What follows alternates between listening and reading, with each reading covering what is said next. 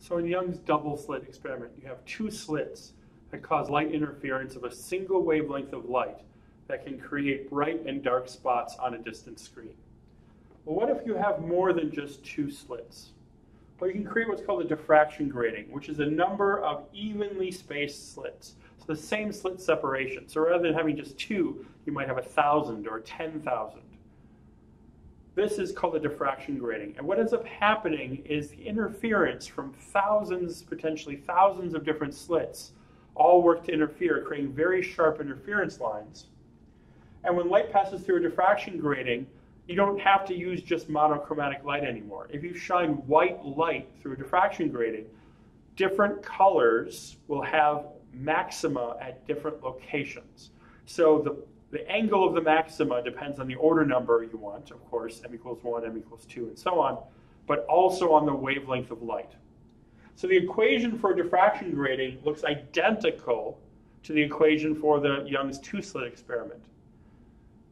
The only difference is, because it's a diffraction grating, you can actually calculate for a given slit separation d, a diffraction grating, it doesn't matter how many slit lines you have for this equation, it matters just what their spacing is. So let's say you have a line every 1 micron or 1/10 of a micron.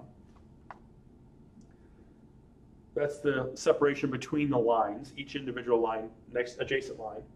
The angle at which a maximum will occur depends on the order number and it depends on the wavelength. Now the only thing with the diffraction grating is you can see that if the order number is 0, okay, so m like before is equal to 0, 1, 2, 3, and so on. If the order number is 0, the right-hand side of the equation is 0. So the only way that this works, d can't be 0. There has to be some slit separation. So that only means that sine of theta has to be 0, which means theta has to be 0. So for the m equals 1 minima, right? Oh, sorry, the m equals 1 order, you get a maxima, but all the wavelengths are in that order at the same angle as 0. So it ends up being white light. So if you shine white light on a diffraction grating, the m equals 0 order contains all the colors, which gives you white light. So there's no change. However, if m is not 0, if m is 1, okay, d is fixed. It depends on the diffraction grating. If m equals 1, then different wavelengths give you different angles. Right?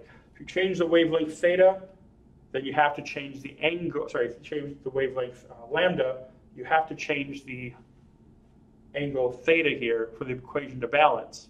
So what ends up happening is on either side of the m equals 0 order, you have the m equals 1, and the wavelength split. It's basically you create a rainbow, like a prism does, but you're doing it with a diffraction grating. And because you can control the number, density of lines, you can control the separation between these wavelengths. Now, diffraction gratings we'll talk about later. We talk about atomic transitions in atoms and how each atom has its own unique spectrum. You can actually use a diffraction grating to measure what that spectrum is. So we'll look at the spectrum of hydrogen, helium, and so on. A diffraction grating is just basically Young's double slit experiment taken to an extreme, where you have many, many, many hundreds or thousands or tens of thousands of slits, which spread out white light into the component colors. And then you can see where those colors occur. Looking at different types of light, you can see different spectra. Warm light, which has more redder tones, versus cool light, which has bluer tones. Why an incandescent bulb doesn't look the same as a fluorescent bulb. You can look at the spectrum and see those differences. So spectroscopy using diffraction gratings is something we'll talk about again moving forward.